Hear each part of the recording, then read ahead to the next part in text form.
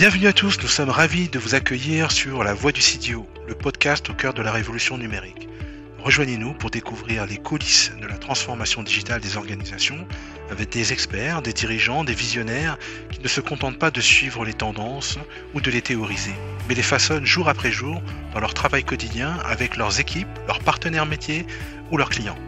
Dans chaque épisode, nous discutons de manière pragmatique des stratégies, des usages, des technologies et des implémentations qui redéfinissent notre monde d'aujourd'hui.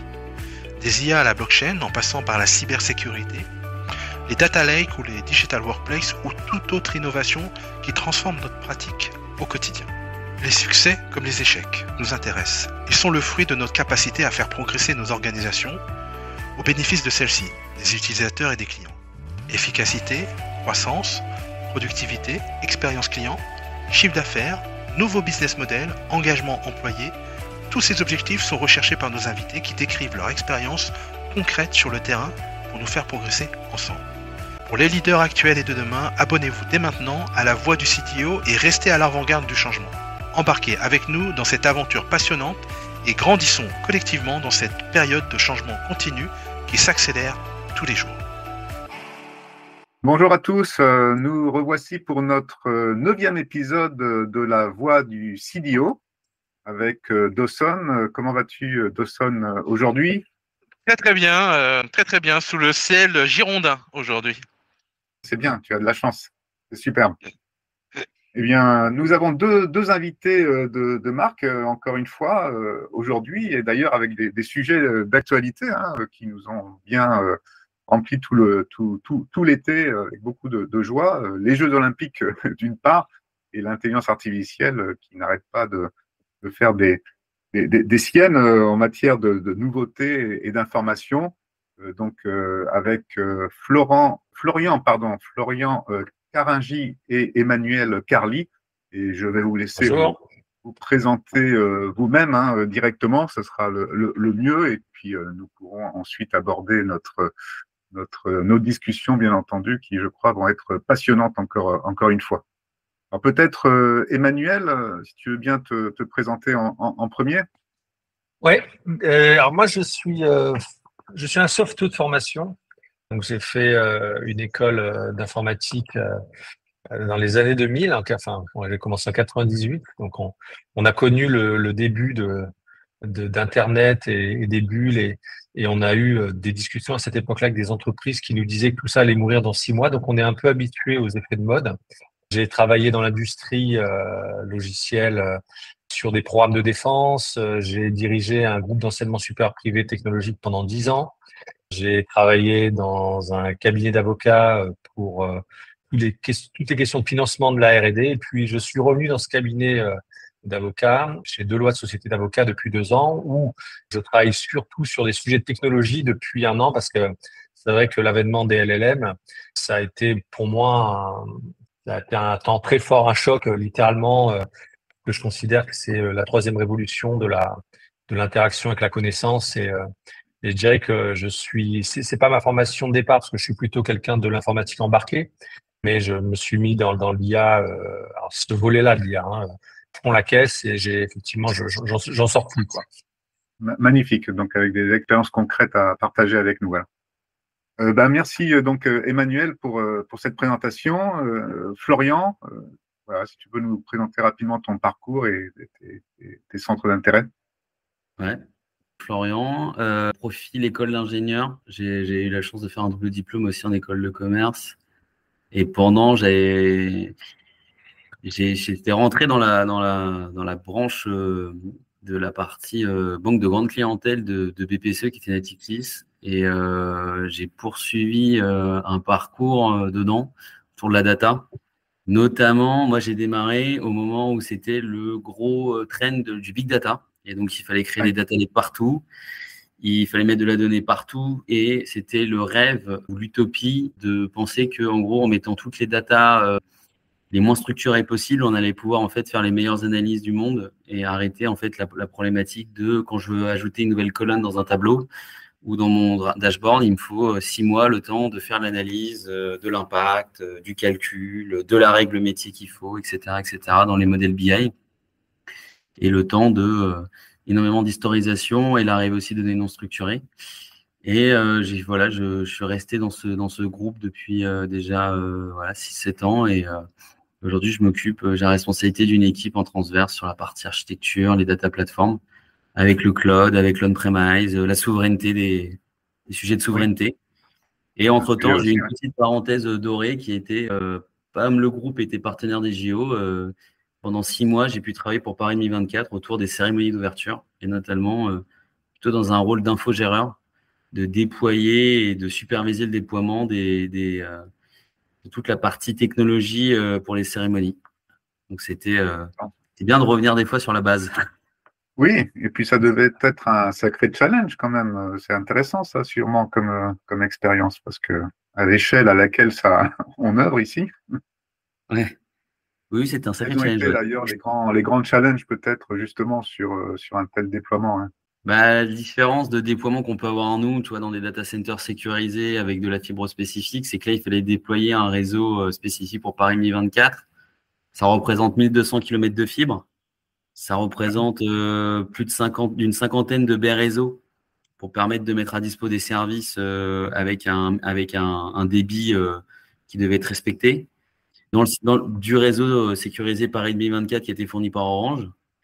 Et derrière, tout ce qui est les nœuds pour l'intercom, donc les nœuds pour la data, l'intercom, l'audiovisuel, tout ce qui va être le suivi du show et tout ce qui va être aussi pour mettre à dispo le service et le réseau pour les personnes qui ont fait la diffusion du show, donc notamment OBS, qui est le service de broadcasting du comité olympique. Oui, du comité et donc, ça a été challengeant, on va dire. Oui.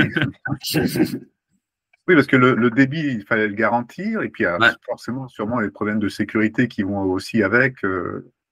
Il y avait des problèmes de sécurité. Ce qui est marrant, c'est surtout, on pense directement au niveau attaque, attaque de cyber, mais il y a quelque chose auquel on ne pense pas forcément directement quand on a justement nos data centers, la protection, la sécurité, tout ce qu'on veut, mais c'est aussi la sécurité physique des espaces techniques, de la fibre.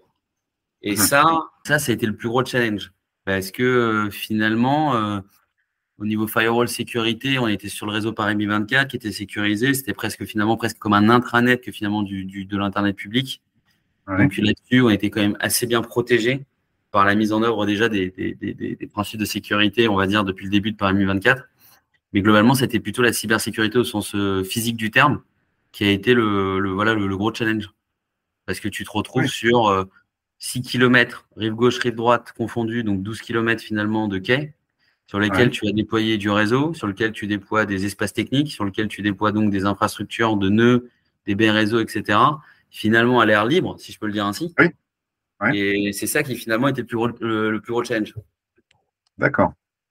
Donc il y avait des policiers à tous les 10 mètres. Il y avait 60 000 policiers déployés pour sécuriser. Finalement, c'est ce que Thierry Boule le disait lui-même, et j'aime bien cette expression, c'est finalement on a construit un stade dans Paris. Ça veut dire que les quais étaient là où on accueillait les publics, les quais bas et les quais hauts, et que finalement, tu as les policiers plus finalement les voies d'accès qui ont été créées pour faire une sorte de stade où tu rentrais par 10 portes différentes, voire un peu plus, et tu avais 65 000 policiers. Mais pendant le montage, et surtout pendant le montage où ça a été le sujet de la sécurisation physique de l'infrastructure, a été le gros sujet. Par du containment, par de la réflexion sur les chemins, par le fait qu'on double fibre et tout, parce que tout était considéré comme critique. C'est-à-dire que finalement, on avait une redondance, comme finalement nos plateformes et nous aujourd'hui, au niveau bancaire ou même ailleurs, on fait de la redondance finalement des sites. Et c'était marrant de revenir. Moi, je viens d'abord d'une école de télécom, donc je trouvais ça marrant de revenir sur la base même de quand on parle de plateforme, de cloud public, etc., de qu'est-ce que ça veut dire concrètement derrière, de la fibre, des machines, et que finalement, le nerf de la guerre, ça reste quand même du hardware à la fin. Moi, je faisais la petite blague, mais nous, finalement, même en banque, et je ne sais pas si Emmanuel le partagera, mais c'est… Il y a la GPU qui est revenue comme un sujet maintenant central, et on l'a vu avec OpenAI, etc., et la prise de contrôle par Microsoft via finalement l'infrastructure. Finalement, nous, maintenant, aujourd'hui, c'est le combat de l'infrastructure, et c'est marrant de revoir comment, des fois, t'as la vague du hard redevient le sujet central, quoi. Et donc, c'était marrant de revoir ça pendant les JO. C'est pour ça qu'on considère que cette révolution là, c'est une révolution de la capacité de calcul. Qu'aujourd'hui, sans GPU, on fait enfin un peu moins, quoi. Il en faut. Oui, clairement. Clairement. Non, mais c'est superbe de remettre effectivement ça en perspective, hein. On a bien besoin du matériel, du hard, du physique, et que sans toutes ces infrastructures, ça ne pourrait pas fonctionner, hein. Mais bravo en tout cas, parce que c'était magnifique. J'ai souvenir.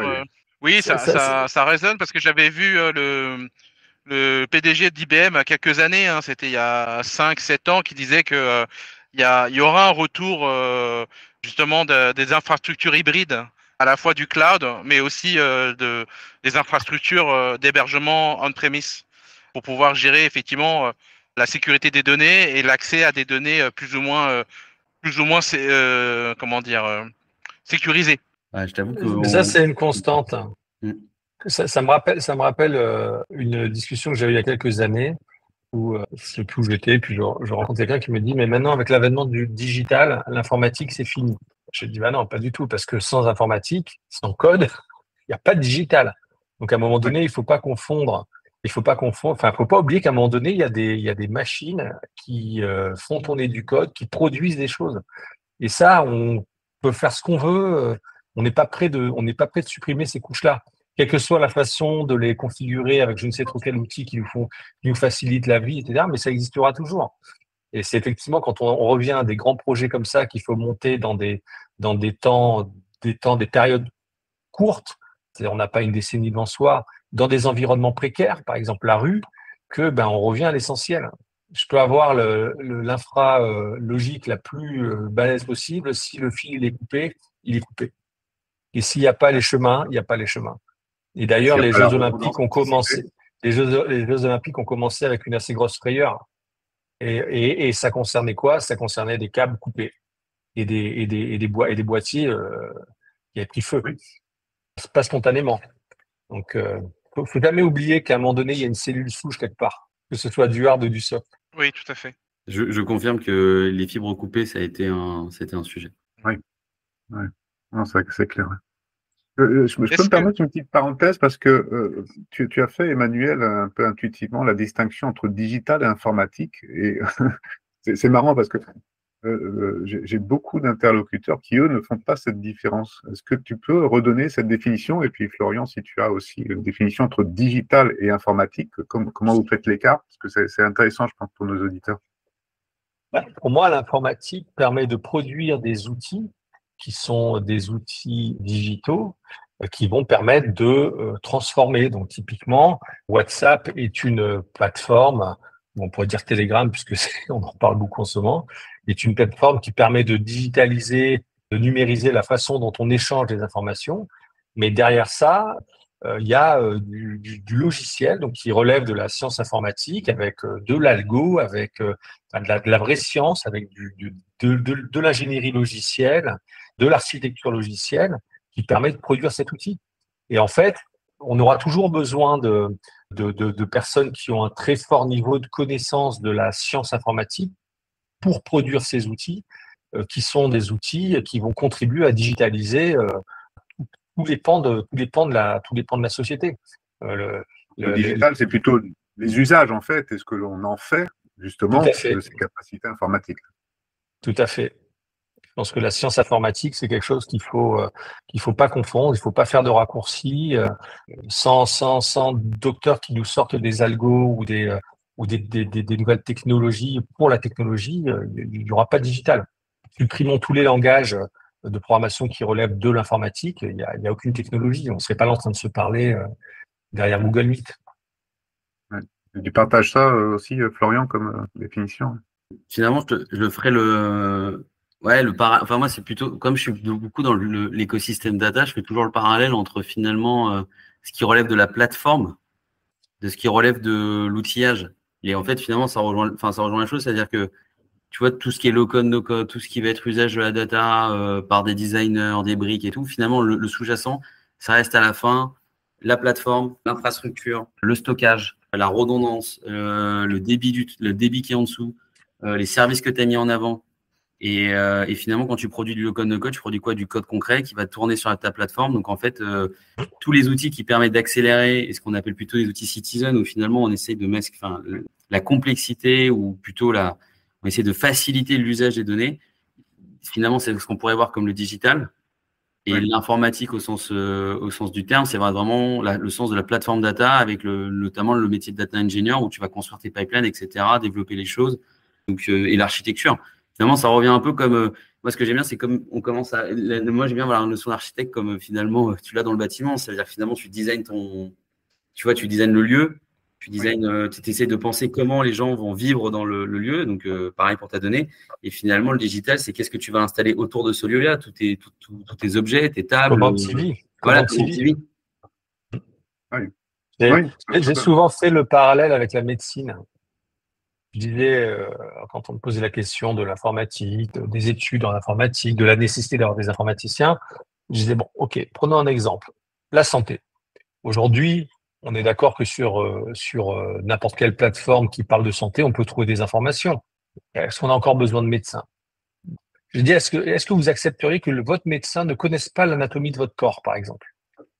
Et cette phrase-là, franchement, en 10 ans, personne ne m'a dit, je m'en fiche complètement. Ben non, bien évidemment. Il faut que le médecin connaisse l'anatomie pour faire de la médecine, entre autres. Mais ça, c'est un truc un peu fondamental. Comment le corps, il est structuré. Mais je dis bien que l'informatique, c'est pareil. Pourquoi vous voudriez avoir des gens qui ne connaissent plus comment la machine fonctionne? Aujourd'hui, avoir un réseau, c'est pas se mettre en mode avion, en fait. Derrière ce tout petit bouton-là, il y a des stacks techno monstrueuses pour qu'on puisse établir des connexions avec de la 5G, de la 4G, du Wi-Fi, etc. Et le bouton, c'est la simplification extrême de tous ces investissements, de toutes ces personnes, des plus scientifiques, des plus mathématiques, au plus informatique possible. Donc, ça, je pense qu'il faut jamais le perdre de vue. Les évolutions aujourd'hui sur les LLM, c'est pareil. À un moment donné, il y a des équipes chez Google Research qui ont l'idée de développer ces mécanismes d'attention et en fait, quand on se plonge dans cet environnement, c'est tellement mathématique tout ça. Il faut des esprits qui ont un niveau de maîtrise de ces concepts-là pour inventer ce genre de choses qui est supérieur. Et donc, il faut être confronté à la science elle-même. C'est de cette science qu'on peut ensuite décliner tous ces usages, dont en fait ChatGPT, dont tout le monde dit que ça a été une innovation d'usage dans la façon de le mettre entre les mains des utilisateurs, qui a été monstrueuse. C'est le bouton mode avion ou pas avion, en fait. C'est la même chose. Donc ça, il faut vraiment jamais perdre de vue. Il y a besoin de gens comme Florian et tous les autres qui sont capables de parler de la vraie tech et de dire ok, c'est super d'avoir tous ces concepts logiques, mais si la baie elle prend feu, ça marchera moins bien. Hein. C'est sûr. Quoi qu'on dise. Moi, je voulais rebondir sur ce que tu disais, Florian, parce que tu as utilisé des mots qui résonnent. Hein, pour ma part, tout ce qui est citizen développeur, le no-code, low-code, l'IA. Quel impact ça va avoir ce mélange des nouvelles technologies comme celle-ci dans les usages? Est-ce que tu as une vision? La même chose pour Emmanuel. Est-ce que dans votre quotidien, vous êtes confronté déjà à des usages qui changent, à la fois sur le management, à la fois sur comment ça va se passer dans les années à venir sur les équipes? Parce que ça reste aussi, à leur échelle, une nouvelle révolution. Quand tu parles vraiment, c'est par rapport à la Gen AI, on est d'accord dans l'arrivée de ou de manière générale, le code. De manière générale, tu as cité du no-code, low-code. Alors j'imagine que le no-code, low-code, cumulé avec de l'IA générative, par la simplicité d'usage des métiers, est-ce que, selon toi, ça va avoir un impact sur le métier de développeur, sur le métier de programmeur, sur le métier de gestionnaire de projet? En fait, moi j'avoue, sur la partie aide au code, si je reprends l'idée déjà de l'aide aux développeurs. En fait, finalement, pour moi, c'est le Stack Overflow. C'est juste que là, au lieu d'aller chercher l'info, elle t'est proposée. Mais globalement, moi, c'est mon avis. Hein, voilà, c'est ma vision de la chose. C'est que c'est comme pour n'importe quelle chose, c'est que ça va te fournir des bases et qu'à la fin, en fait, de toute façon, tu auras toujours besoin, peut-être tu auras besoin moins de développeurs pour construire ta base. Par contre, tu auras besoin de plus de gens seniors ou d'expertise pour aller updater ton code, améliorer ton code, optimiser la performance. Parce qu'en fait, finalement, ils produisent sur une base moyenne, en fait. Et là, on le voit, même quand on produit du contenu, il y a des hallucinations et autres. Donc, en fait, il faut toujours quelqu'un pour avoir un regard critique dehors. Et même les outils de low-code, no-code, en fait, c'est intéressant. Ça permet, en fait, de développer des choses. Mais moi, je le vois même sur des choses comme DBT ou même des ETL standards comme l'Informatica ou autre. Le code qui est produit, il est intelligible. Mais par contre, tu auras toujours des mécanismes d'améliorer la performance qui va venir plutôt de l'expert ou du regard critique du développeur qui a un peu plus de seniorité. Et si finalement tout le monde commence on considère que le code qui est développé par la GenIA, par des outils, c'est finalement le code standard qu'il faut utiliser, vu qu'il apprend que sur le contenu et autres, en fait on continue, finalement il va apprendre que sur du contenu qu'il propose lui-même. Enfin bref, c'est le côté, à la fin, tu auras toujours besoin d'un regard, je pense, d'expert et qui amène aussi et qui améliorera aussi la qualité du code qui est produit. Tu auras une base et derrière, il faudra quand même avoir c'est finalement que le métier de développeur, tout ce qui est cas facile sera traité. Toi, tu auras juste toujours à traiter le cas de ton environnement aussi, qui a une sécurité spécifique, qui a une gestion peut-être des crédentials, de l'infrastructure qui est sous-jacente différente. Et donc tu auras toujours comme un peu le low-code finalement. Enfin, je veux dire, c'est pas quelque chose qui va fondamentalement changer pour moi le système qu'on a aujourd'hui, parce que finalement, via des ETL ou via des outils low-code, no-code, tu produis déjà du code, juste finalement avec des petites boîtes. Là, finalement, tu vas essayer de finalement, quand tu fais ton développement direct, demander finalement qu'ils te proposent des fonctionnalités ou du code qu'avant, tu allais chercher des fois dans Stack Overflow ou ailleurs, quoi. Je veux dire, c'est pas pour moi quelque chose qui est à date révolutionnaire. D'accord, ok. Manuel. Pour moi aussi, c'est en fait, c'est à nouveau, moi j'aime bien regarder le passé pour me rassurer sur l'avenir. Tout ce qui est no code, etc., ça me rappelle le WYSIWYG, what you see is what you get. Ça me rappelle, tous ces outils de génération, etc. C'est des outils de productivité. Et ça a toujours existé. Et puis un autre élément, c'est que dans l'histoire de la technologie, l'empilement des stacks technologiques fait qu'il y a des choses qu'on fait moins aujourd'hui ou qu'on fait plus, et c'est pas un problème en fait. J'ai pas besoin de me remettre à développer en binaire pour pouvoir faire de la programmation orientée objet. Tout ça, c'est acquis. Regardez toutes les réflexions sur est-ce qu'aujourd'hui, objectivement, on a envie de se remettre à faire des calculs avec des règles à calcul? No way. Tout ça, c'est acquis. Donc en fait, il y a des pans du développement logiciel qui sont des pans assez simples, récurrents, et là, la digitalisation nous permet, et les outils nous permettent d'aller plus vite et avoir des gains de productivité pour se focaliser sur tous les cas complexes, en fait. Et moi, j'ai le souvenir à Epitech, justement, la digitalisation, on cherchait surtout à mettre en place des outils qu'on comprenait sur des parties process qu'on comprenait et pour lesquels on savait que ça allait faire le job pour pouvoir nous décaler sur des tâches qui sont beaucoup plus importantes, où la compétence humaine est beaucoup plus importante et en plus est irremplaçable.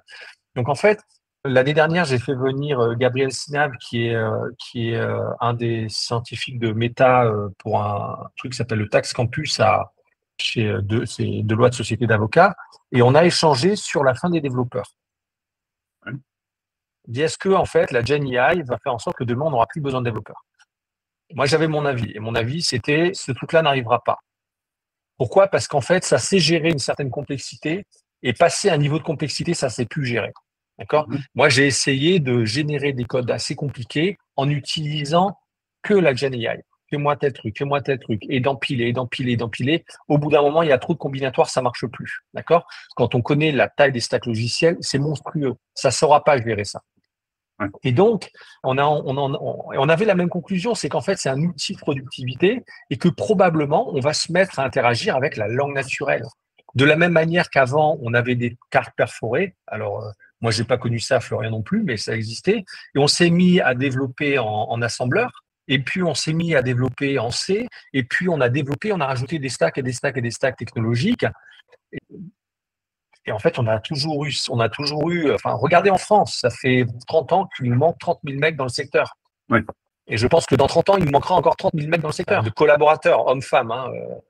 Donc moi, je pense que c'est l'histoire des technologies que d'apporter des solutions qui contribuent à digitaliser à traiter les cas pratiques, les cas qu'on maîtrise, et quelque part à libérer du temps pour les cas les plus compliqués. Et demain, ces cas compliqués demain, les cas simples seront les cas compliqués d'aujourd'hui. Et on continuera comme ça. Oui, tout à fait, hein, ça a du sens. Hein. Et justement, en allant dans cette direction, quels sont des retours concrets d'expérience avec des retours tangibles que vous avez pu l'un ou l'autre expérimenter ces derniers mois sur le bénéfice de l'intelligence artificielle, justement, enfin, de la que ce soit le domaine, hein, que ce soit en code ou je crois que Emmanuel, tu parlais aussi de l'expérience de RAG un peu plus tôt de ton station. Alors, sur les LLM, moi j'ai deux usages qui est très en lien avec le développement. Donc ce que j'ai noté, c'est ce que disait Florian aujourd'hui. Je trouve ça super confortable en fait d'avoir un système qui t'apporte la réponse. Donc on passe d'un moteur de recherche à un moteur de réponse. C'est d'autant plus confortable que quand tu es un expert d'un domaine, moi je considère qu'après 30 ans, je connais un peu le secteur de l'informatique et les problématiques liées au développement logiciel, tu arrives assez facilement à voir quand le truc te génère n'importe quoi. Oui. Capable de le voir, le fait d'utiliser ce code et de l'exécuter. Donc en fait, déjà, tu gagnes en productivité et je trouve que me concernant sur la productivité logicielle que je fais pour du loisir, pour moi, mon ordinateur, c'est comme mon hangar avec des machines pour fabriquer et pour bricoler. Franchement, je sens un gain significatif. Et un confort. C'est-à-dire que quand tu es confronté à des problèmes ou des bugs que tu comprends pas ou des logs d'erreurs que tu comprends pas, enfin, pour moi, Stack Overflow, ce temps-là est révolu. Il faut vraiment que je sois au bout d'un process pour aller sur Stack Overflow. Ça, c'est la première chose. La deuxième chose, je considère que moi, c'est la troisième révolution de la connaissance. La première révolution de la connaissance, c'est Gutenberg, c'est-à-dire on sort la connaissance des bibliothèques privées pour les mettre dans des bibliothèques publiques parce qu'on industrialise en fait la reproduction. La deuxième révolution, c'est le web, puisqu'en fait, on rend les données accessibles worldwide de plus en plus facilement, et ça a mis des décennies avant que ce soit travaillé. Et la troisième révolution, c'est la révolution des LLM, c'est l'interaction avec la connaissance. Donc moi, j'ai tout de suite considéré que les LLM, pour un certain type de données, oui, ça pouvait nous restituer des connaissances avec des hallucinations, et donc il faut comment on traite le problème d'hallucination très tôt. Oui. Et c'est pour ça que dès mars 2023, je plonge en fait dans tous les trucs très techno, les embeddings, etc. Enfin, très techno. C'est pas très compliqué à mettre en œuvre, mais tout ce qui est embeddings, tout ce qui est RAG, donc on appelle RAG ça, aujourd'hui, à l'époque, on n'appelait pas ça comme ça, mais peu importe. Donc en fait, je me suis confronté, j'ai développé un proto qui consistait à récupérer tout le code général des impôts, tout le BOFIP, autant de jurisprudence, et à voir si j'étais capable, en générant des contextes de qualité, de répondre à des questions juridiques complexes. Et en 3 mois, j'en étais arrivé à un stade où, franchement, c'était bluffant. Et en fait, c'est ce moment-là où je me suis dit, bon, il faut vraiment regarder ce truc-là parce que c'est vraiment, ce truc est un truc killer. Ça fera pas tout, il n'y a pas de question d'AGI, c'est pas le sujet. Mais dès lors que tu sais rebâtir, dès lors que tu as compris que toutes est question de similarité, que plus les questions que tu poses sémantiquement sont proches des données que tu as stockées et que ces données sont stockées correctement avec de la métadata, pas simplement chunker de la data parce que ça marche pas terrible. Là, il y a des résultats qui sont juste dingues en fait. Et donc à partir de là, on a commencé à implémenter des outils dans le cabinet et industrialiser tout ça.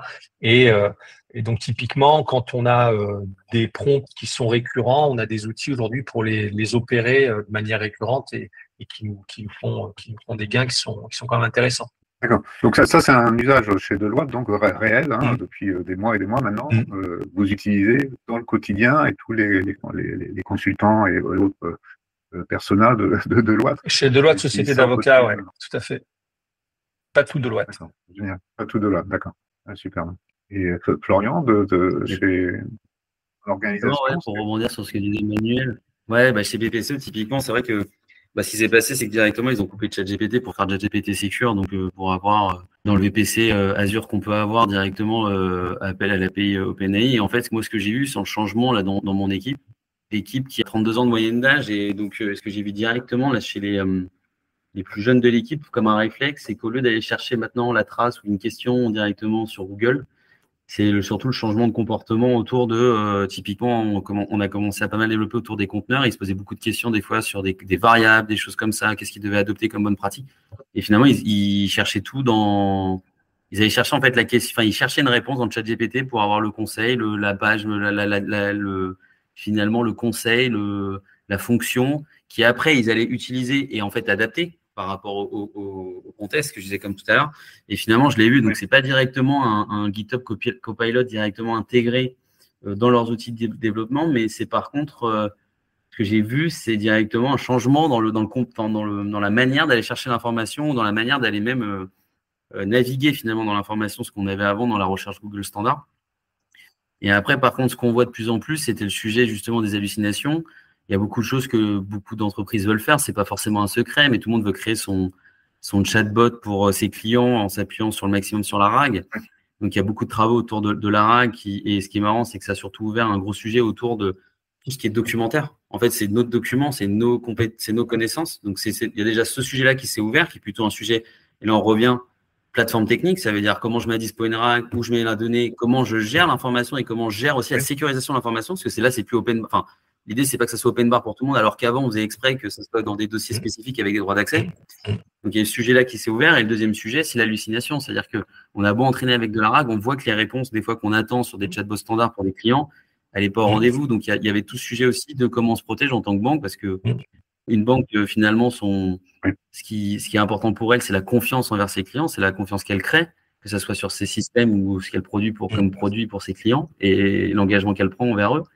Et donc, typiquement, c'est vrai qu'on a ouvert des discussions avec des startups autour de ça, et notamment une qui est Giscard, pour pas la citer, mais qui est peut-être moins en vue que Mistral, parce que Mistral, on entend par l'euphorie des LLM, on a entendu parler partout, mais Giscard, finalement, est aussi important dans cet écosystème-là de GenAI, et de l'IA dans l'écosystème, qui est autour de comment j'ai des outils pour finalement établir les hallucinations, finalement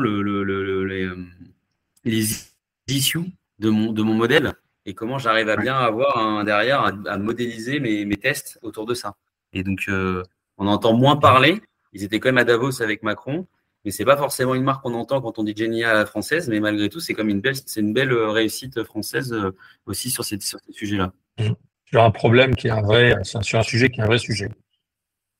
C'est vrai que dès lors qu'on veut totalement automatiser l'hallucination, c'est un sacré problème. Maintenant, si on considère que les LLM arrivent à un moment donné dans le process de production de quoi que ce soit et que la vérification finale relève un combo humain, là, une façon de se sécuriser qui est moins scalable, c'est vrai, mais qui, justement, c'est ce qu'on disait avec Gabriel, c'est-à-dire qu'en fait, les experts deviendront encore plus experts. Oui. Et ce sera eux d'une façon qui diront banco, on peut y aller ou non, on n'y va pas. Mais entre-temps, ces experts, ils feront peut-être 2 fois et demi le travail qu'ils font parce qu'il y a ces outils, comme tu disais, Florian, moi je l'ai constaté à plusieurs reprises, tu poses une question sur un problème de config d'un container, ça te fait une réponse, tu combines avec un truc un peu plus complet, ça commence à halluciner, et puis là, ça te fait une réponse qui est littéralement fausse, c'est-à-dire que ça peut même te remonter des paramètres qui n'existent pas ou des API qui n'existent pas ou qui n'existent pas au bon endroit. Donc en fait, c'est un peu, on en revient, je trouve, à l'histoire du code et du no-code, c'est-à-dire que quand il y a des choses qui sont assez simples, que tu peux reproduire, ça marche bien. Dès que tu commences à arriver aux limites, ben c'est là que ça fonctionne plus. Tu feras jamais le développement d'un terminal de communication tactique avec du no-code, en fait. Tu développeras jamais tes infra ou tes algos ou tes trucs très techno avec du no-code. Mais c'est plutôt parce que ça se ferait pas possible, mais c'est pas parce que le no-code va te générer une hallucination, par contre. Non, mais là, la promesse quand même, excuse-moi, mais la promesse du système de RAG est quand même de rendre, justement, je crois que Florian a utilisé le mot, ou toi-même, de rendre, de pouvoir converser, en fait, et de pouvoir interagir avec la connaissance. Et ça, la promesse est quand même de le mettre à disposition de tous. Donc, que ce soit un service, une documentation technique, comment faire en sorte pour que, néanmoins, je le mette bien à disposition de tous, y compris des non-experts, sans, par contre, effectivement, générer des fausses informations. Pour moi, le contrat, il est rempli à 80% ou à 90% sur ces questions-là. Je pense que le focus, et tu parlais de Giscard, le focus, et on en revient finalement aux questions sur la data. On dit, en fait, la data, en pratique, on peut lui faire dire n'importe quoi. S'il y a de la mauvaise data au départ, il y a des biais, il y a tous ces problèmes. Le sujet le plus important au fond, c'est même pas le LLM, c'est même pas le RAG, c'est même pas les embeddings, c'est la data, en fait. C'est la data. Quelle est la donnée qu'on va utiliser? Comment on va la structurer? Comment on va la découper? Comment on va la chunker? Parce qu'un chunk qui est fait en mode je prends 2000 caractères et puis ou quelque chose qui est beaucoup plus fin, on n'a pas du tout le même résultat. Donc aujourd'hui, moi, je pense que le vrai le nerf de la guerre, c'est la donnée. Et c'est pour ça que assez vite, et d'ailleurs, tu vois, je te le disais, là, sur O'Reilly, aujourd'hui, tu as un LLM. Ils ont une quantité de données qui est absolument dingue. Tu es en train de lire un livre, tu poses une question, ça te bagne une réponse. C'est incroyable. C'est incroyable. Alors qu'avant, pour les auditeurs, O'Reilly, l'éditeur de livres américains. Tout à fait. Donc ça, c'est ce moteur de réponse, dans notre quotidien, on va l'avoir tout le temps, c'est sûr et certain. Et le combat, ça va être la qualité. Donc la donnée de départ. Mauvaise donnée, mauvais résultat. Voilà. Hallucination. Je sais pas jusqu'où on sera capable d'aller. Est-ce que avec le temps on fera du 90 et du 99,9 et du 99,999? Je ne sais pas très bien comment ça va évoluer ça, mais moi je trouve qu'il y a un volet data qui est encore plus intéressant, qui est tout aussi intéressant. Moi je voulais rebondir sur cette réflexion parce que je suis d'accord avec vous sur les usages, l'accès interconnecté finalement avec la connaissance. Par contre, moi j'ai été surpris là encore il y a 2 jours, parce que j'avais une question sur les devoirs de mon fils et j'avais besoin de me rassurer sur la réponse. Et là, j'ai été extrêmement surpris par la réponse de ChatGPT O. Ça a été aussi simple que ça. C'est des maths fondamentales. C'est-à-dire 4 500 095 19, quelle est la dizaine et quelle est la centaine de milliers? Et là, la réponse, elle est totalement aberrante. Ouais. C'est-à-dire que ils induisent finalement ils induisent en fait un millième. Donc on parle pas en unité, on parle pas de 19. Ils ont rajouté, les unités, ils les commencent à partir des dixièmes. Donc là, c'est là où potentiellement sur le prompt en fait, alors il y a eu je crois que sur l'API référence d'OpenAI, tu as des informations sur justement les problèmes mathématiques et comment il faut prompter pour que le système puisse te faire des bonnes réponses. C'est-à-dire que si tu lui demandes de te donner la réponse à un problème sans qu'il y ait une phase d'introspection préalable, il est probable qu'il réponde mal. Oui. Mais si tu lui demandes de faire une phase d'introspection et de trouver la réponse par typiquement, tu pourrais lui dire voilà le chiffre, quelles sont les dizaines et milliers, l'utilisateur trouve ça, et tu lui demandes en fait de faire une phase d'introspection, de trouver sa solution lui-même d'abord, avant de faire la réponse avec celle de l'utilisateur. Je sais, moi j'avais lu des choses là-dessus, ça fonctionne mieux. Maintenant, je l'ai pas testé, mais peut-être que ensuite. Il semblerait que, et là je pose la question à Florian, il semblerait que 4O, ça a été fait sur des données synthétiques, non? Alors que 4, c'est des données humaines, en gros, ce qu'il y a sur le web qui a été utilisé. Sur le web, hein, c'est ça. Et 4O, c'est des données synthétiques, non? Je sais pas. Non, ça, je sais pas. Mais c'est vrai que après, tu as des données synthétiques aussi qui arrivent où finalement, tu vas pouvoir générer encore plus. Enfin, les cas les plus petits, tu peux les régénérer de manière un peu plus gros pour en fait leur donner un peu plus de poids quoi dans le. C'est un sujet qu'on a aussi en ce moment parce que. Mais pour revenir sur ce que tu disais, Emmanuel aussi, tu sais sur les plateformes data. Et après, je reviens là-dessus. Ce qui est marrant, c'est que pendant un moment donné, avoir sa plateforme data, ses données, c'était mainstream, c'était normal en fait. Et on voulait juste les usages. Et par contre, c'est vrai que l'euphorie de LLM a donné aussi, d'un coup, un nouveau refocus sur la data quality.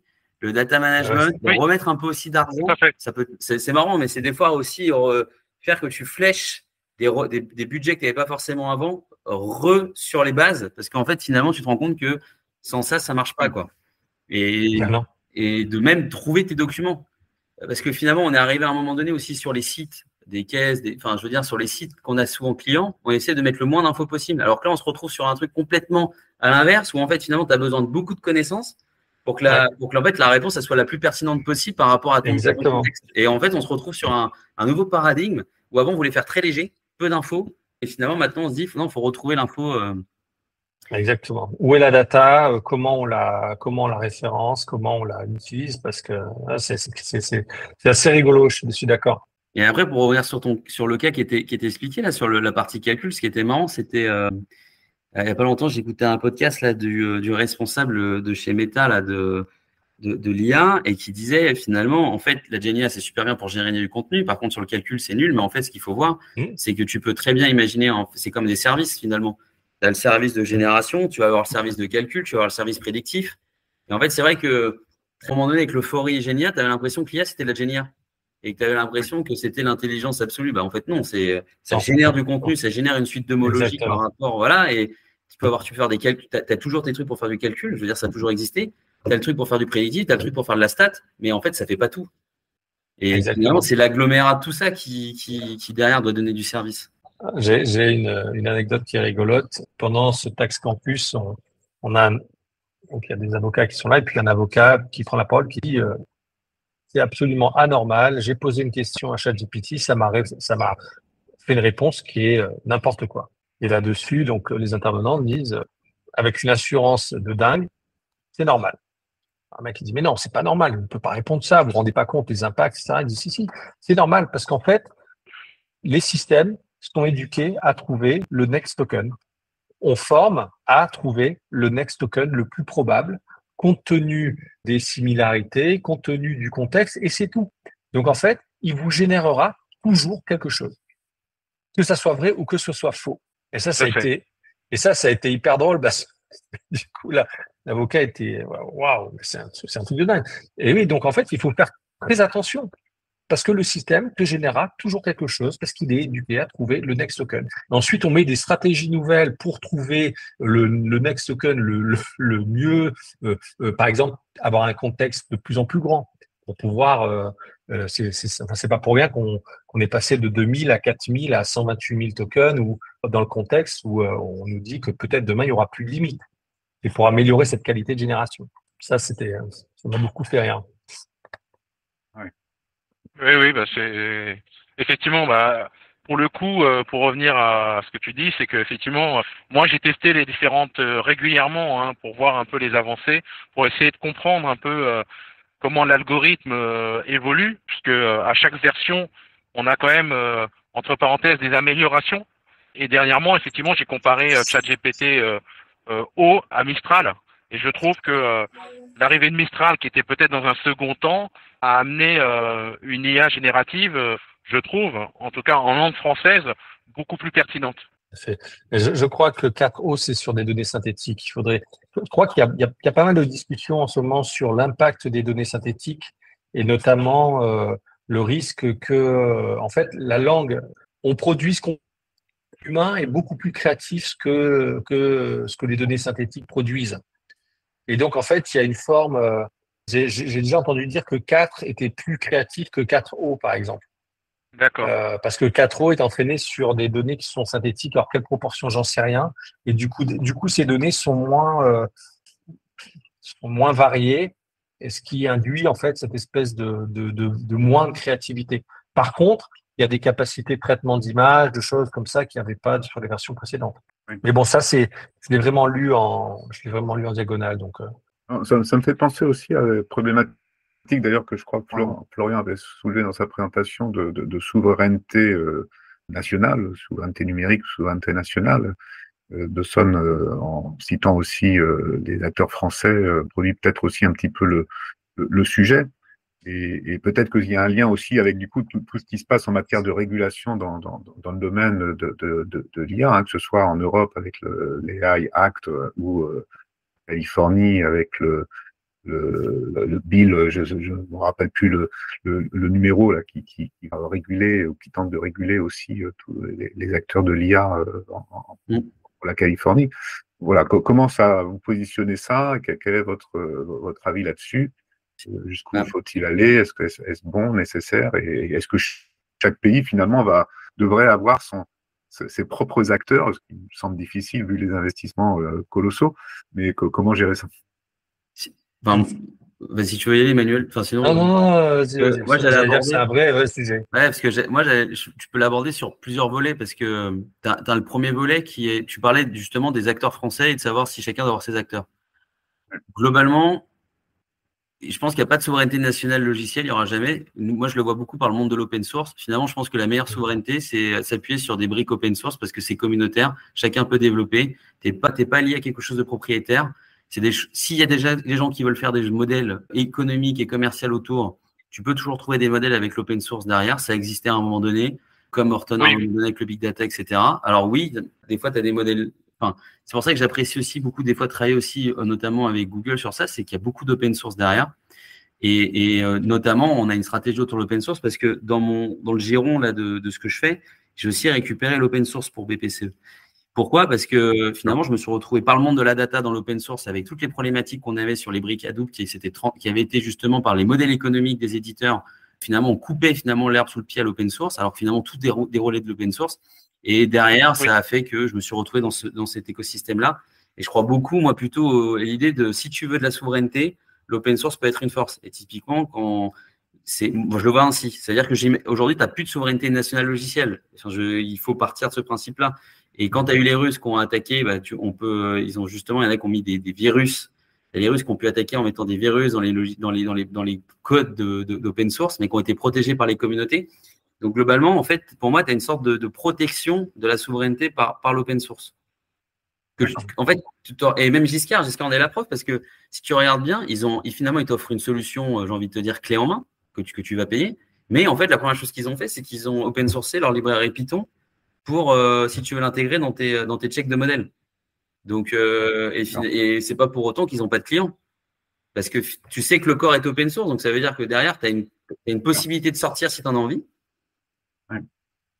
Mais au moins, tu as une assurance. Et je disais qu'elle était double parce qu'après, tu as tout le sujet de la souveraineté autour des infrastructures, de savoir où sont tes données, etc. Finalement, la première loi qui a été assez importante au niveau européen, c'est la RGPD. Ça a touché beaucoup de gens parce que ça a impliqué pas mal de choses au niveau du data management, finalement, de nos données et de la data localisation. Et finalement, tu as tout aussi les travaux de Second Cloud autour des data centers et des offres des cloud providers sur nos territoires. Sens, par exemple, c'est que tu utilises des logiciels Google finalement sur des infrastructures françaises, si je peux le dire ainsi. Mais globalement, est-ce que c'est de la souveraineté pour l'interrogation? Parce que finalement, tu te retrouves malgré tout avec toute la connaissance et la brique logicielle qui est chez un acteur américain. Donc, est-ce que c'est souverain? Point d'interrogation.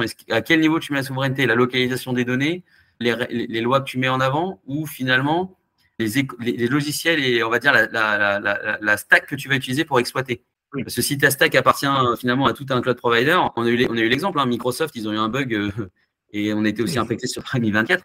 Il y a eu un bug côté Microsoft. Tu as l'impression qu'il y avait le monde qui ne tournait plus, quoi. Ah bah oui, c'était.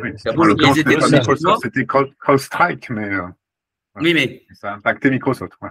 Voilà, ça a impacté Microsoft qui a impacté finalement. C'est un fournisseur qui t'impacte et donc dans ta chaîne. Ouais.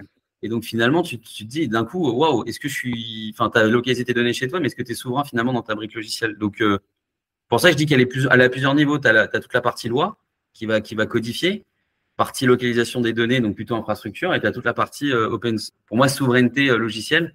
Et c'est là où je crois beaucoup dans l'open source. J'arrive pas à croire à des acteurs nationaux qui aujourd'hui vont d'un coup développer des stacks complètes qui vont concurrencer les stacks américaines qu'on utilise, notamment au niveau de la data. Moi, je le vois d'un prisme data. C'est pour ça que j'en parle beaucoup là-dessus. Alors, est-ce que la question, est-ce que moi, la question que me pose la réflexion, est-ce qu'on est vraiment sur, je comprends tous les enjeux d'open source, c'est un débat qui date un peu sur cette partie-là, qui reprend effectivement du poil de la bête, mais est-ce qu'on n'est pas sur plutôt un enjeu de responsabilité, en fait, plus que le fait d'utiliser des logiciels, mais le rôle de l'État, est-ce que c'est pas effectivement au cadre du RGPD, en fait, finalement, de partager les responsabilités des utilisateurs?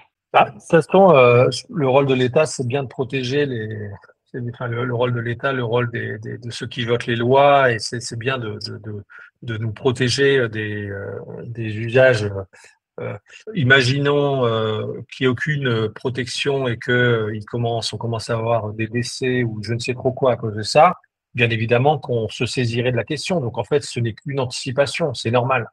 Là où je trouve qu'en France, on attend trop de l'État. Je suis d'accord avec Florian. Moi, sur la souveraineté, il faut quand même garder en tête que j'ai commencé ma carrière dans l'industrie, dans la défense, sur des programmes internationaux. Et donc, j'ai assez vite vu le travail au niveau européen, le travail au niveau américain et l'influence américaine, notamment sur des systèmes comme Galileo, etc. On ne va pas parler des réseaux échelons et tous ces trucs-là, hein. Et moi, je me suis dit qu'on avait besoin d'une souveraineté très, très tôt. Et je suis clairement pro-européen pour ça. Maintenant, je n'oublie pas non plus la taille de notre pays. Je n'oublie pas la situation et il faut arrêter de demander à l'État de tout régler. Je crois que c'est pas possible. Et je pense qu'il y a deux raisons pour lesquelles c'est très compliqué chez nous. Il y a une raison qui est une raison culturelle, c'est-à-dire qu'on est dans des pays d'ingénieurs qui traitent avant tout de l'infrastructure et qui ne traitent pas des services.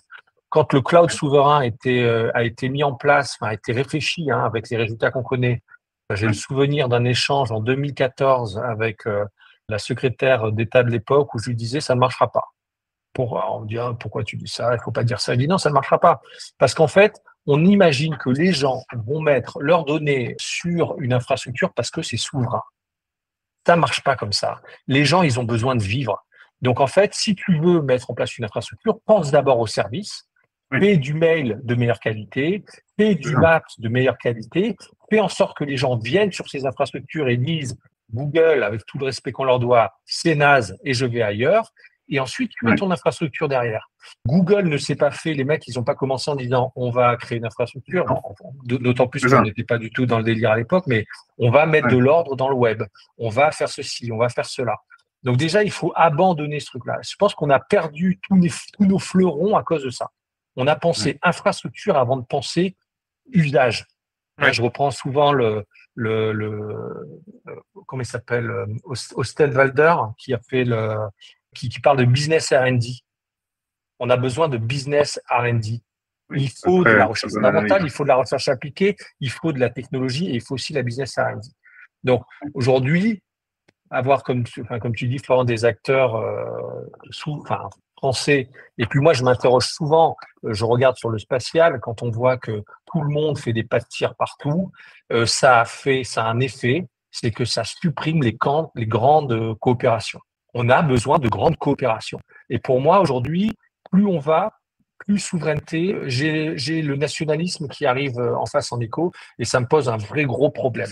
Moi, mon grand-père, il a fait la Seconde Guerre mondiale, il s'est battu dans la marine, il est parti avant 18 ans, il m'a raconté ses histoires de guerre, c'est très, très présent, c'est très clair dans ma tête, mais c'est les coalitions qui ont fait qu'à un moment donné, on a réussi à résoudre les grands problèmes. On réussit à avoir Airbus parce qu'on a une coalition, en fait. Quand est-ce qu'on va réussir à refaire des coalitions? Donc moi, je commence à être fatigué de la souveraineté à cause de ça. Et donc, quand on voit que ces coalitions ont eu un impact positif, on n'a qu'à regarder les systèmes d'exploitation. Linux Torvald. Aujourd'hui, Linux, ça opère une quantité de machines absolument dingue dans les data centers. Mais parce qu'il y a une coalition qui s'est faite autour de ce logiciel. Et donc, il y a des revues croisées et il y a donc une confiance collective dans ces outils. Il faut faire ça. Il faut recréer. Ça rejoint ce que disait Florian. C'est plutôt l'open source et la communauté open source. Mais oui, mais cette communauté open source, c'est une coalition autour d'une problématique, de personnalités. Oui. Comme tu peux avoir des entreprises qui rejoignent cette coalition et qui trouvent un moyen de faire du business différemment. Mais en fait, il faut rebâtir toutes ces stacks, et il faut rebâtir la confiance. Il faut rebâtir la volonté de regarder devant soi. Il faut rebâtir la confiance en soi. C'est tout. Aujourd'hui, on parle, et on a des industriels qui sont capables de lancer 300 fusées dans l'année. On a des réseaux de communication basse altitude qui qui vont truster la communication par Internet, qui devient même supra-souverain. Le Brésil dit vous avez plus le droit de l'utiliser parce que vous pouvez plus faire de paiement, et on dit non, ça sera gratuit pour tout le monde et démerdez-vous. Donc j'ai vraiment envie de ce grand retour de la coalition et des grands projets avec des gens qui savent se parler, qui comprennent aussi notre place et notre influence qui se dégrade enfin, ça c'est quelque chose qui m'embête beaucoup. Voilà. Et ce qui m'embête d'autant plus, c'est que je considère qu'en 10 ans, on n'a pas du tout progressé. Il y a bien quelques acteurs qui se créent, mais qui n'ont pas du tout la place, l'envergure internationale qu'on pourrait avoir. Oui. Comme tu dis, tu as une notion de taille critique. Et ça, on n'arrive pas à avoir des acteurs européens, en fait. Puisque finalement, français, si tu pourrais penser Europe, comme tu le dis sur Airbus. Et ce qui est dommage, c'est que même la notion de souveraineté, elle est discutée. Parce que ce que fait la France autour du fake news cloud, typiquement, l'Allemagne le remet en cause parce qu'ils n'ont pas les mêmes acteurs que nous. Donc, chacun y voit aussi à midi à sa porte sur qu'est-ce que je vais mettre comme qu'est-ce que ça va être la notion de souveraineté dans mon pays. Donc on n'arrive même pas à avoir une notion de souveraineté au sens européen du terme en fait, au niveau numérique. Ah ouais. Ah oui, tout à fait. Oui, tout à fait. Oui. On peut... Non, et puis les tentatives de coalition au niveau étatique comme Gaïa dans le monde du cloud et tout ça, enfin, au niveau européen, ça n'a quand même pas fonctionné non plus. Hein. Donc c'est pour ça qu'il y a vraiment une différence entre coalition au sens bon, Airbus, c'est une vraie réussite, ça, apparemment, hein. Il n'y a pas photo. Mais dans le monde du logiciel ou du cloud, je vois aucune réussite de coalition au niveau étatique. Par contre, de communautés qui effectivement bossent ensemble pour faire de l'open source, là, il y a d'énormes succès. Donc, c'est quand même deux niveaux différents, quand même. En fait, on devrait trouver... on devrait trouver les meilleurs scientifiques, les meilleurs ingénieurs et fédérer tous ces gens-là dans une structure commune, à la manière d'Airbus, pour produire les outils dont on a besoin demain. Il faut regarder ce qu'a fait la Chine. Il faut regarder ce qu'a fait la Chine avec son moteur de recherche. À un moment donné, ils ont fait exactement ça. À un moment donné, ils ont considéré qu'ils ne voulaient plus des technologies américaines et il y a eu un effort, comme un effort de planification. À un moment donné, on se dit qu'on veut faire du nucléaire et on s'organise pour faire du nucléaire. Mais je crois que ce que tu... Et là, on voit bien que Vas-y. Excuse-moi, ce que tu as dit tout à l'heure, en partant du service, je pense que c'est un des points clés fondamentaux, et non pas en partant des infras ou des... Voilà. C'est qu'est-ce que j'offre comme service, et à partir de là, effectivement, on met tout le monde autour de la table pour offrir ces services, mais c'est l'excellence de ces services qui va faire la différence. Tout à fait. Et il y a une telle crainte de la souveraineté par rapport au numérique, qui fait qu'effectivement, c'est difficile de créer cette coalition parce que les États ont leurs objectifs, ont leurs contraintes et en fait, c'est tellement immatériel qu'en pratique, la majorité des gens n'y comprennent rien. D'accord ? On sort d'une phase qui était une phase de communication complètement terrible pour la science informatique, faite de buzz, alors qu'à un moment donné, on a besoin de vraie planification et de retrouver la confiance. Et d'arrêter d'avoir peur. Et ça, de tous les côtés, de toutes les frontières européennes. Mais est-ce qu'on n'est pas sur, de manière globale, moi je réfléchis sur nos échanges, on parle d'open source, mais moi dans mon expérience, j'ai vécu à un moment donné une vraie confrontation sur les outils CRM entre des solutions totalement open source et des solutions licence. Et je me rends compte que 20 ans après, les leaders du marché sur les enjeux CRM, ça reste quand même autour de la licence. Pas un enjeu qui transcende en fait cette communauté, qui est vraiment le modèle économique. Au sens, aux États-Unis, on vit sur l'endettement. C'est-à-dire qu'aujourd'hui, lorsqu'on crée un Airbnb qui est rentable que maintenant, et qu'ils ont vécu quasiment 20 ans sur l'endettement, alors qu'en France, l'endettement, c'est pas envisageable en fait. Les entreprises aujourd'hui, elles peuvent pas s'endetter, peuvent pas emprunter. Bon, on a eu du mal à entendre ta question parce que tu as été coupé à plusieurs reprises. Mais je voudrais faire une petite contribution. Dans l'industrie, dans la défense, c'est des projets qui prennent des décennies.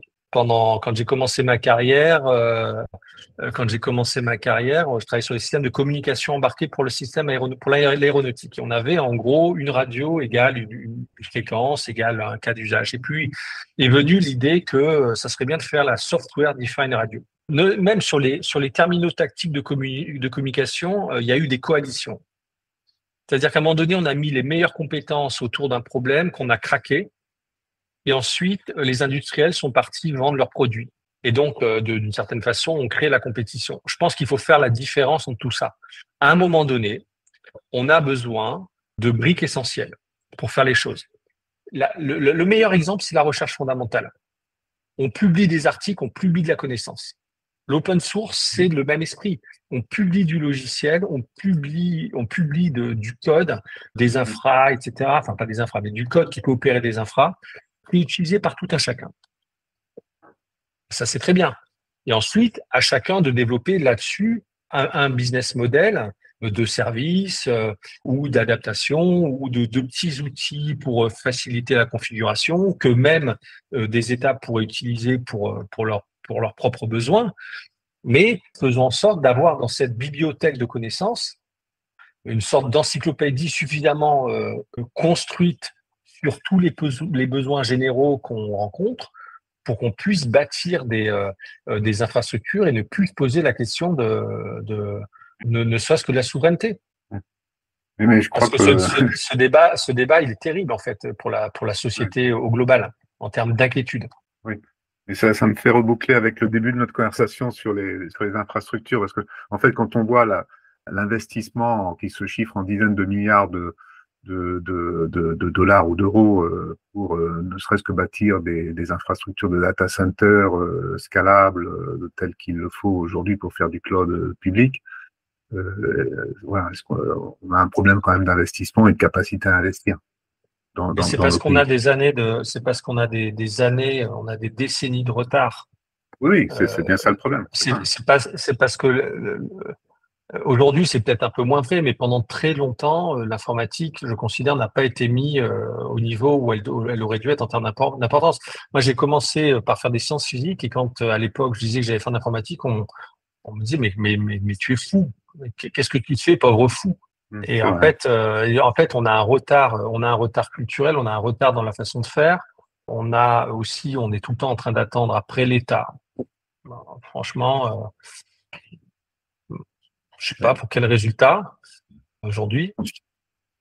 Pour rebondir sur ce que tu dis, Emmanuel, je pense que le meilleur exemple, c'est le nombre de fibres optiques qui appartiennent à des opérateurs versus le nombre de fibres optiques qui appartiennent en fait maintenant à des cloud providers, à des hyperscalers comme les GAFA en fait. Et si on les regarde sous l'Atlantique, en fait, on prend peur parce que finalement aujourd'hui, ceux qui payent, c'est Google, c'est AWS, c'est Microsoft en fait même pour les infrastructures qui sont en dessous. Donc, la souveraineté, c'est très bien d'avoir des data centers en France, mais si finalement tu t'appuies sur du réseau qui sera en fait à terme à des opérateurs qui sont même plus toi. Enfin, globalement, moi, la souveraineté, c'est je sais pas si, c'est un gros sujet, mais globalement, tu vois, pour la banque, on est obligé de respecter par contre certaines règles parce que on fait face aux données des clients. Et en fait, la souveraineté, tu peux l'avoir dans plusieurs aspects. Typiquement, on utilise des clouds publics, mais c'est pas une surprise. On a Office 365, donc finalement, tu as Microsoft et Azure par ce biais-là, et tu fais du Power BI ou des choses comme ça, parce que c'est du service, et tu es prêt à l'utiliser, tu es prêt à payer parce que c'est du service. Donc ça revient toujours au niveau de ce qu'il disait Emmanuel, business.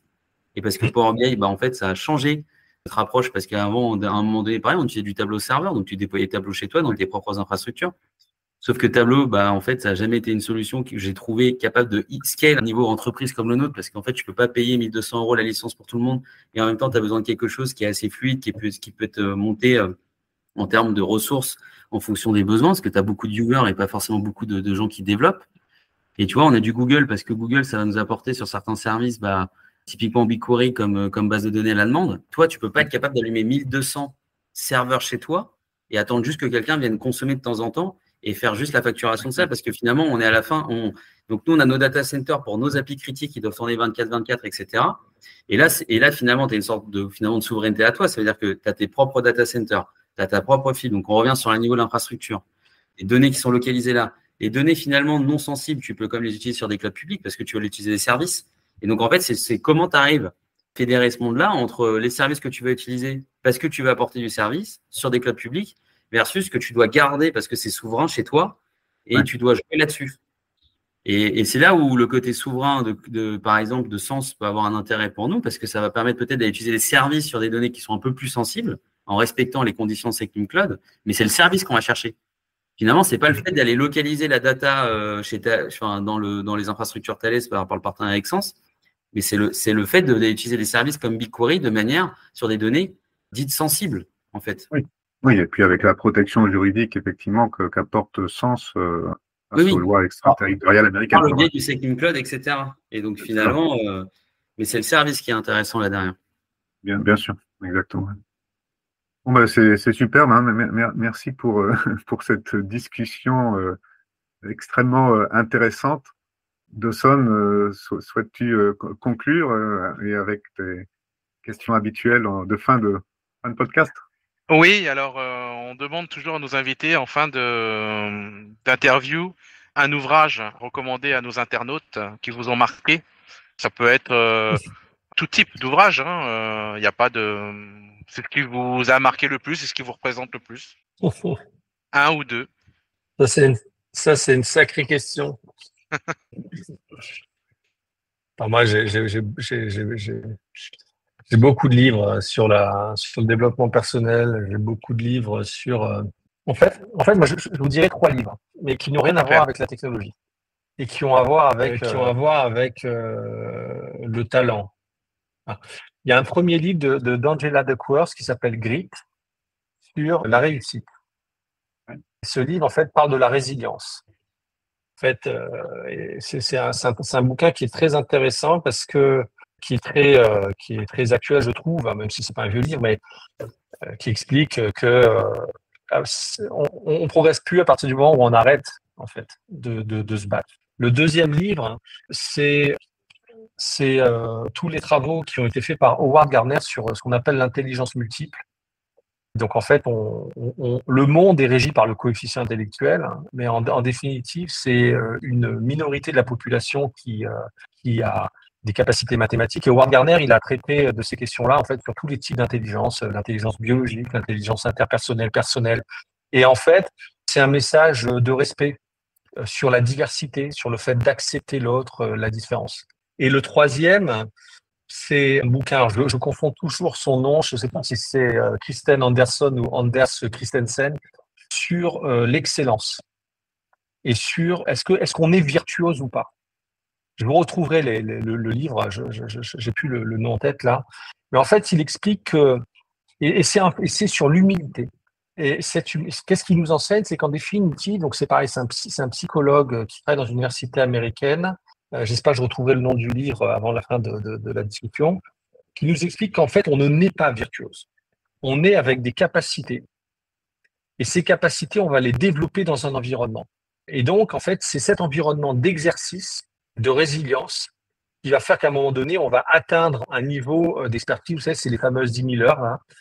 Et en fait, moi, ces livres-là, ils m'accompagnent parce que dans la vie, il ne faut pas lâcher.